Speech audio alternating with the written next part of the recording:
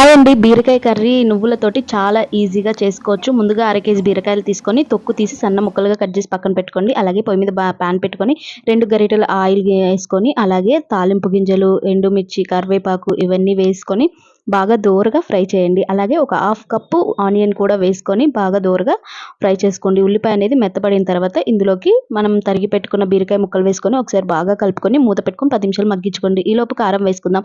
ముందుగా mixie jar తీసుకొని ఒక కప్పు పల్లీలు, అలాగే వెల్లుల్లి, అలాగే ఒక కప్పు నువ్వులు వేసుకోండి. 1 టేబుల్ స్పూన్ జీలకర్ర, అలాగే కారం, సాల్ట్, అలాగే ఒక కప్పు కొబ్బరి వేసుకొని మొత్తం కచ్చపచ్చగా మిక్సీకి గ్రైండ్ చేసుకోండి. అలాగే ఇప్పుడు మనం ఇందాక మూత పెట్టి బీరకాయ మగ్గించుకున్నాం కదా, ఒకసారి మళ్ళీ కలుపుకోండి. వాటర్ అనేది ఎక్కువ ఉంది. మళ్ళీ ఒకసారి మూత పెట్టుకొని 10 నిమిషాలు మగ్గిన తర్వాత ఇప్పుడు చూస్తే వాటర్ లేదు. ఈ వాటర్ అంతా ఇంకిపోయిన తర్వాత ఇప్పుడు కారం వేసేసుకొని ఒకసారి మళ్ళీ బాగా కలుపుకోండి. ఇంతే అండి, చాలా ఈజీగా సింపుల్ మెథడ్‌లో బీరకాయ కర్రీ అనేది చేసుకోవచ్చు. లాస్ట్‌న కొంచెం కొత్తిమీర వేసుకొని కలుపుకోండి.